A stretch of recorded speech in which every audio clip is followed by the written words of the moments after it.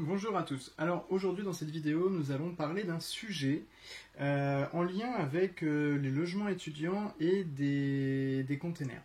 Alors qu'est-ce qu'un container déjà? Vous savez, ce sont les grosses boîtes en acier permettant de transporter alors soit des petits coulis, soit des grands volumes, mais tout au moins ça permet de transporter des choses à l'intérieur. Alors le but étant de recycler ces gros containers et les mettre en un logement. Voilà. Alors, première question, quelle est la différence entre une innovation et une invention? Alors, une innovation, on va plutôt parler de l'invention. L'invention, c'est la création de quelque chose. L'innovation, c'est l'exploitation commerciale d'une invention où on va introduire à l'intérieur des nouvelles idées, par exemple, ou un nouveau design, un nouveau service. Voilà. Ensuite, est-il judicieux d'utiliser ce type d'objet, donc le container, pour se loger, hein? Donc là, il y a bien cette belle petite photo. On prend un conteneur, on veut se loger, oui, mais est-ce que c'est bien ou pas? Alors, brut comme il est, le conteneur, on va dire, ça serait pas forcément cool. Parce que vous n'avez pas de lumière, il n'y a qu'une seule grosse ouverture, c'est assez lourd, ça reste de l'acier, donc ça reste assez froid au toucher, et ainsi de suite. Donc on n'a pas beaucoup de choses comme ça, on va dire, de bien à prendre par rapport au conteneur. Par contre, l'idée est vraiment à développer. Pourquoi? Parce que nous avons quand même un volume à l'intérieur qui est quand même assez conséquent. On a une hauteur aussi qui est plutôt pas mal. Donc pourquoi pas innover, créer à l'intérieur en aménagement, en ayant un espace de vie, pourquoi pas une petite cuisine, une petite kitchenette, ainsi de suite. Bien sûr l'isoler, hein. Je vous ai dit tout à l'heure, il y a le côté froid de l'acier et comme c'est froid, ça serait bête que le froid de dehors puisse être transmis par le matériau, parce que ça se passe comme ça, et ou inversement, la chaleur et ainsi de suite. Donc vraiment bien isolé pour permettre que la température que l'on a à l'intérieur de ce conteneur, si on chauffe, et bien sûr on va chauffer, ne parte pas directement à l'extérieur, et aussi éviter que la température extérieure rentre à l'intérieur de notre logement container. Ensuite, bien sûr, mettre les différents réseaux à raccorder. Alors réseau, c'est pas forcément le réseau Wi-Fi, hein, je vous vois venir. C'est surtout le réseau de l'eau, de l'électricité et, pourquoi pas, d'Internet, le Wi-Fi. Et enfin, tout ce qui est lié à la lumière et ainsi de suite. Donc, en gros, on part sur le principe qu'on prend une grosse boîte, un container, on va lui découper sur le côté, parce que ça reste de l'acier, c'est quand même assez simple à découper, on va le découper sur le côté pour rajouter des portes, des fenêtres, on va lui mettre des cloisons, on va isoler l'intérieur, et on a des espaces de vie assez sympathiques, et tout au moins on recycle un gros conteneur et on a un logement. Ensuite, concernant le cahier des charges fonctionnelles du container, d'après la méthode APTE, blablabla. Alors ici, le but, ça va être de voir si réellement il y a des difficultés à se loger lorsqu'on est étudiant. Alors vous verrez, pour l'instant vous êtes en 3e, et vous verrez lorsque vous serez étudiant que vous pouvez avoir des difficultés à vous loger. Alors, quelles sont les différentes difficultés? Déjà, le prix du loyer par rapport à la taille. Il faut savoir que généralement, vous n'avez pas d'argent. Vos parents, ils ont peut-être un peu d'argent, mais pas non plus des milliers et des cents à vous donner pour vous loger, parce qu'ils ont eux aussi un logement à payer. Donc forcément, ça a un coût tout ça. Lorsqu'on est étudiant, alors il y en a qui peuvent faire de la colocation, mais après il faut trouver les bons colocataires.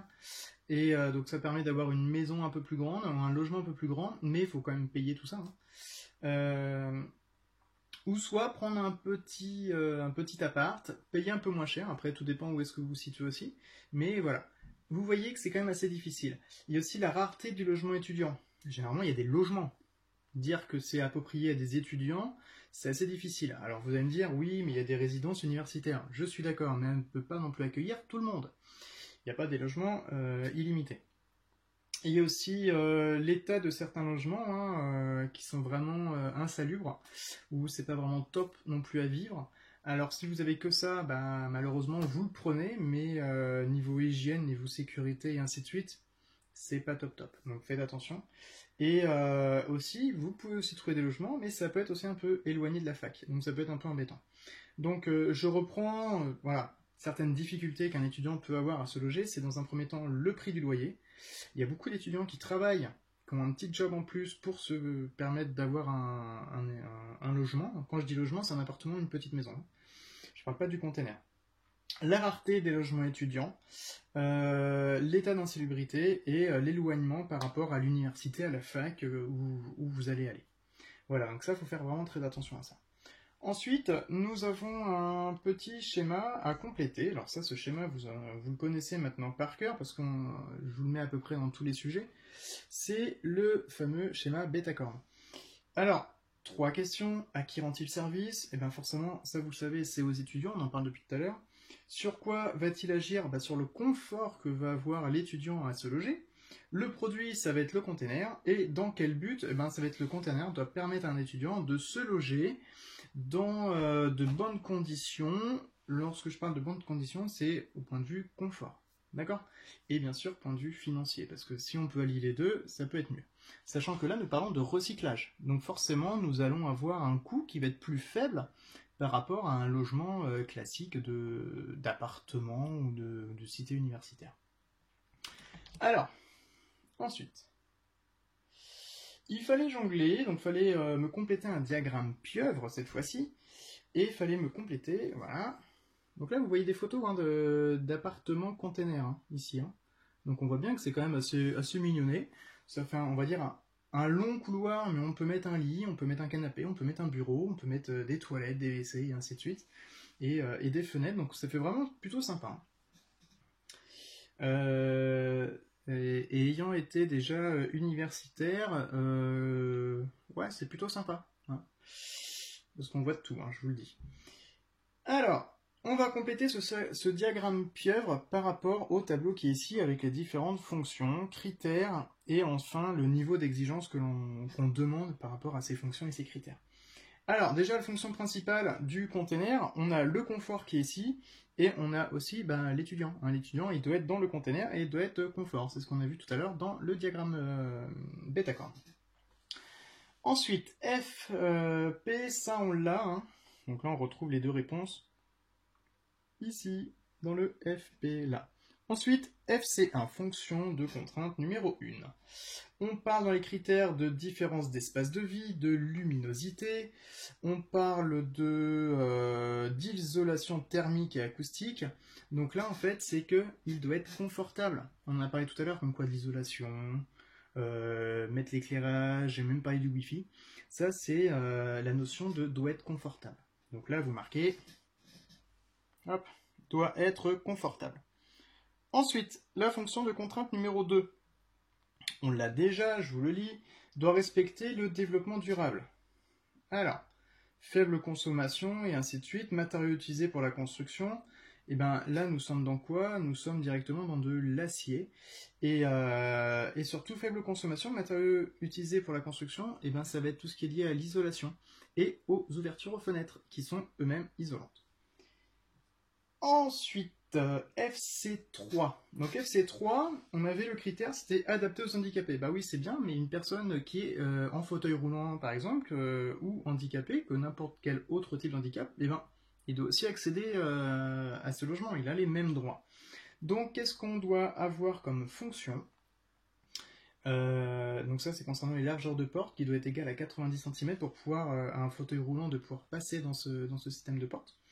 Et donc en FC3, nous avons doit être ergonomique. Donc ça doit respecter les normes concernant les normes liées aux personnes à mobilité réduite, donc en fauteuil roulant. Ensuite, fonction technique numéro 4. C'est marqué énergie utilisée, matériaux utilisés pour la conception. FC4, donc ça doit être sécurisé. D'accord? Énergie utilisée, matériaux utilisés pour la construction. Donc c'est marqué en niveau d'exigence, pas de gaz, pas de cheminée, matériaux inflammables à éviter. Donc là nous sommes dans le droit doit être sécurisé. Alors, le but c'est pas que vous fassiez une petite flambée et que tout crame à l'intérieur parce que c'est petit et peut-être un peu moins bien aéré qu'une maison. Ensuite, doit être esthétique. Donc là en critère, qu'est-ce qu'on a? Doit être esthétique. Alors vous avez certaines réponses un peu en bas dans l'énoncé. Et bien vous pouvez jouer sur la couleur, vous pouvez jouer sur les meubles, vous pouvez jouer sur l'ergonomie des meubles et des couleurs. Voilà. Ensuite, pourquoi pas, en niveau d'exigence, 2 couleurs chaudes. assez moderne, pour que ce soit assez cosy et qu'on ait envie de rentrer, envie de vivre pendant une partie de sa vie dans ce type de logement. Ensuite, fonction de contrainte numéro 6, c'est doit être économique. Donc là, en critère d'appréciation, qu'est-ce qu'on a? On a le prix du loyer. Et là, le prix du loyer est inférieur à 400 € lorsqu'on est dans un logement comme celui-là. C'est faible, inférieur à 400 € pour un logement. Donc voilà.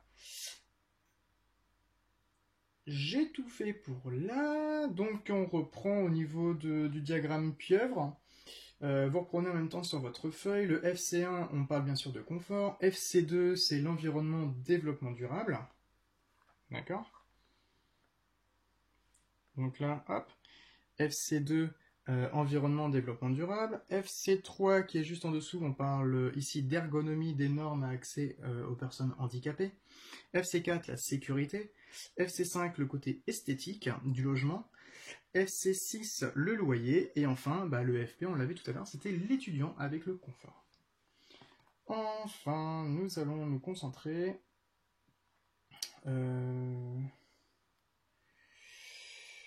Et là, il fallait calculer la surface habitable du logement. Oh là là, calculer une surface, c'est quand même assez difficile. Alors, je vais prendre mon petit tableau, je vais troquer ma tablette pour prendre mon petit tableau pour vous faire un petit calcul de surface. Alors, là j'ai mon petit tableau, mon petit feutre, et on va essayer de faire ce calcul donc de surface. Qu'est-ce que nous avons ici concernant les dimensions? Alors nous avons la longueur 12 mètres, largeur 2,5 mètres et la hauteur 2,6 mètres. Alors, faites attention, ici on parle de surface habitable. Surface, ce n'est pas l'air, d'accord? Ce n'est pas le volume, en fait. On demande ici la surface. Enfin si, pardon, on demande l'air. On ne demande pas, pardon, le volume. Je me suis mélangé des mots. Et donc une surface, en fait, ça se mesure en mètres carrés. D'accord? On est bien d'accord avec ça, mètres carrés. D'accord? Ça, c'est pour la surface. C'est pour l'air. Attention à ne pas confondre avec le volume, qui est en mètres cubes. Ça, c'est le volume. Et là, c'est tout ce qui est lié aux surfaces, donc l'air. À ne pas confondre avec les deux. Nous, on veut la surface. Qui dit mètre carré, il y a le petit 2, c'est-à-dire qu'on va devoir prendre deux valeurs. Donc on a le choix entre la longueur, la largeur et la hauteur. Il faut qu'on en prenne deux pour faire la surface. Je pense que vous n'habitez pas non plus au plafond, donc la hauteur, on n'en a pas besoin. Nous, ce qu'il nous faut, c'est la longueur et la largeur. Donc en longueur, fois largeur, donc c'est 12 fois 2,5. Je vais me faire un peu d'espace.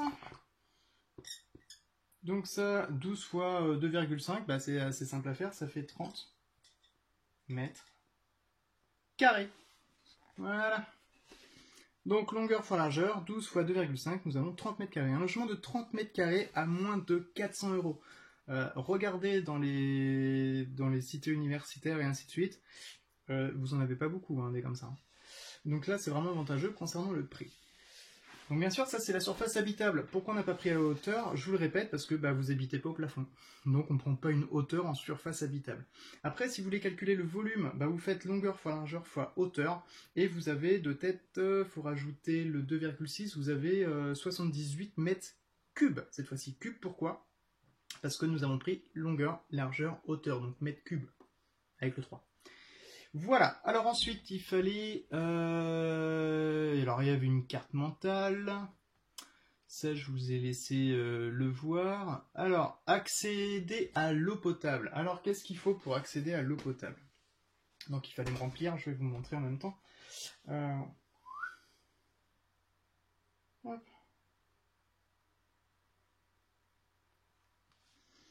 Vous avez ceci, avec des exemples là de logements universitaires en conteneur.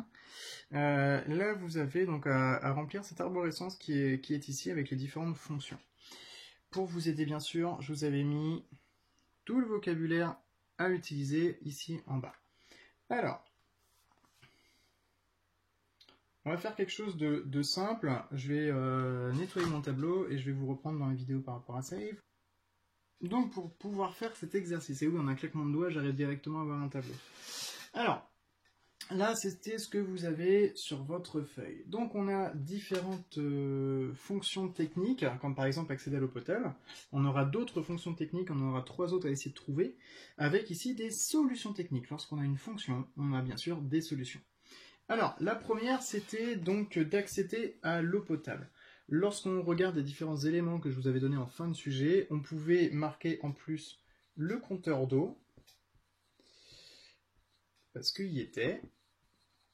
Donc bien sûr pour calculer le débit et le volume d'eau que vous avez utilisé. Bien sûr, des tuyaux en cuivre ou en PVC. À votre avis, on prend lequel? À vous de voir. Ensuite, des robinetteries, un peu de tuyaux PVC, et là on a nos 4 compteurs, tuyaux en cuivre, robinetterie et tuyaux PVC. Voilà. Donc là c'est tout ce qui est lié par rapport au réseau d'eau potable. Ce qu'on peut aussi trouver, donc c'était par exemple accéder à l'eau usée. Ben oui, c'est bien beau, mais l'eau usée, va falloir qu'il sorte cette eau quand même. Et c'est parce que c'est pas très propre. Alors, accéder au réseau d'eau usée. Une eau usée, donc un E à la fin. Ok, accéder au réseau d'eau usée. Alors qu'est-ce qu'il nous faut? Il nous faut un siphon qui va permettre de retenir les parties solides de votre eau au niveau des éviers, c'est ce qui évite de tout boucher. Hein. De temps en temps, vous le nettoyez comme ça, c'est propre. Le siphon et bien sûr tuyau PVC. Voilà. Ensuite, un autre accès, où là on en a 3 compartiments. Là c'était accéder à Internet. Alors qu'est-ce qu'il nous faut pour accéder à Internet? Eh ben, il va nous falloir déjà une ligne téléphonique. Bah oui, sinon il n'y a pas d'accès à Internet. Bien sûr, appeler un opérateur pour qu'il puisse vous ouvrir une ligne, et ainsi de suite. Ensuite, il va falloir avoir une box ADSL ou avec la fibre et ainsi de suite. Et enfin, eh ben, comme je vous ai dit tout à l'heure, un fournisseur d'accès. Le fournisseur d'accès, vous allez signer un contrat, vous allez payer, c'est lui qui va vous donner Internet. Et enfin, on avait on avait quelque chose comme des disjoncteurs, des coupes-circuits, des prises, des fusibles, et ainsi de suite. En fait, c'était tout simplement accéder à l'électricité. Là-dessus, il n'y a pas de grande difficulté pour le dernier qui était accéder à l'électricité.